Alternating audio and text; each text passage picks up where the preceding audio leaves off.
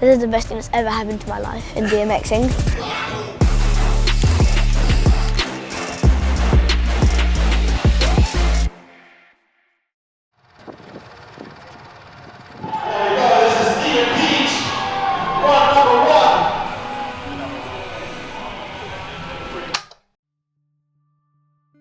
I'm Stephen. I'm 10. I've been riding BMX for about 4 years. I started racing, and then all of a sudden me and my dad found this area where people had been making dirt jumps, and when I rode it I was like, oh my god, why did no one tell me about this? It just hit me and I'm like, oh my god, this is so much fun. Yo!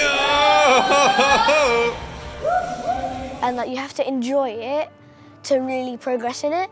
So when I went to the first skate park ever, I'm like, oh my god, this is even more fun. And then as I rode more and more different skate parks and had other people who are better than me help me out and push me on even further, I guess it just led me up to where I am now. We went to a local sort of dirt place that all the kids had dug up, and he just fell in love with it. So he was riding around, falling off his bike, and then we found a skate park.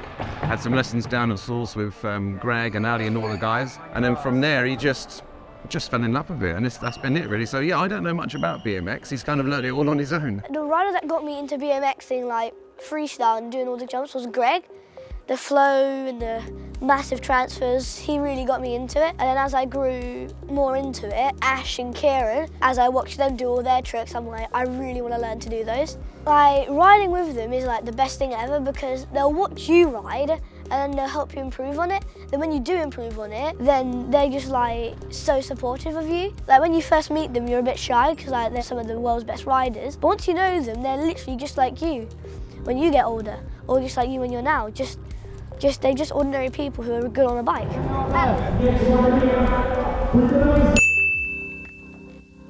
Hi Sasha. Hello. The way I know to go into it is because all the other ones I've found out that you don't go into it nervous or stressed, because then you're bound to mess up.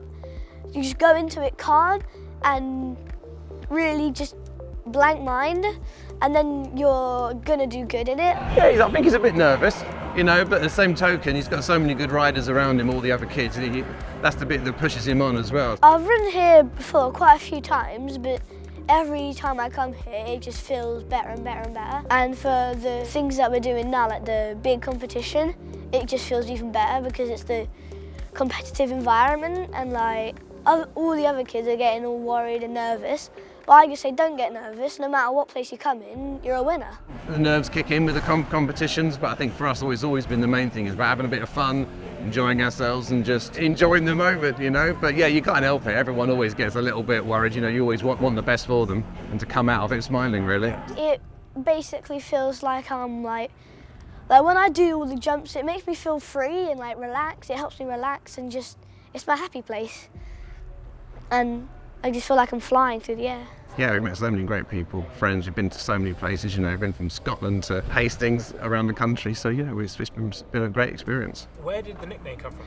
So it comes back to on the first couple of sessions I had at Source Park in Hastings. When I was with Ali in one of his little training sessions, this is a couple months into it, still borrowing a bike, but then in the plaza room, the street section, there was this wall ride, a curved wall ride where I'd go around it, and I kept going higher and higher and higher, every time going faster and faster and faster. And on the way home, we were like, I want to start a YouTube channel, and then we're like, what's the name?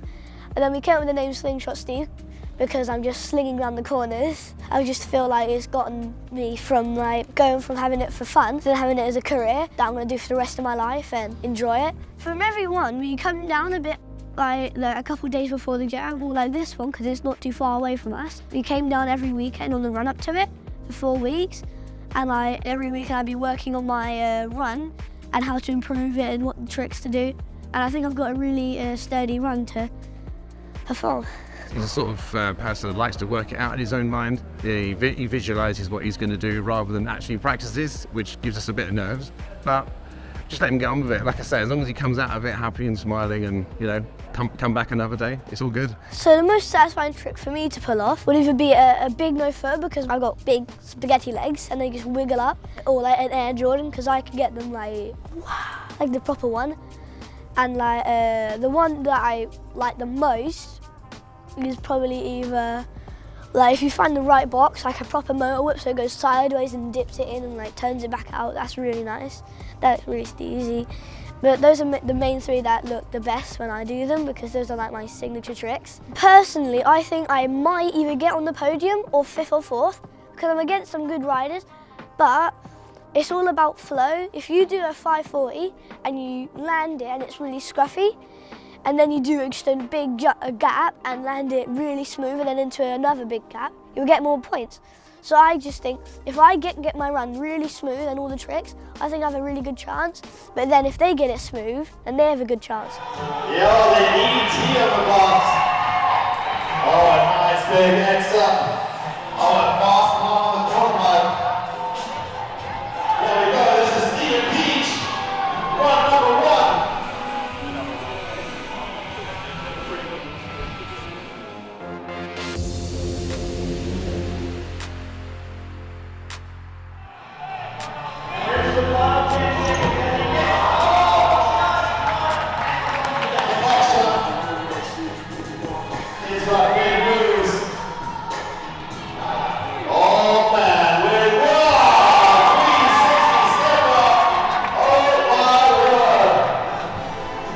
Very creative line and a big move from Steven.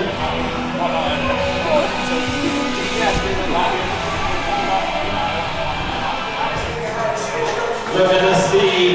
Go handle on that step up. Yes, Steve. Steven Pete puts in a huge run. Massive bow footer. Hand on the hip going is wrong way up. 7 seconds left, Steve.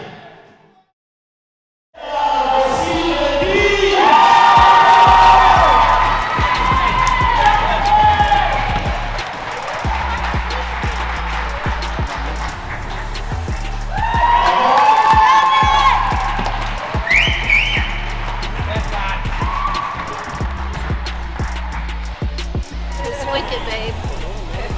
Close up on that winning did face. How do you feel? Really good. Yeah? Yeah. I think it was the first two, or maybe the first or the second, because those are the ones where I did my bigger tricks. Most of them were tuck-no-handers, 360s, no-foot cans. Over the past weekends, I've been practicing my run trying to get it perfect, and then today I guess I just nailed it.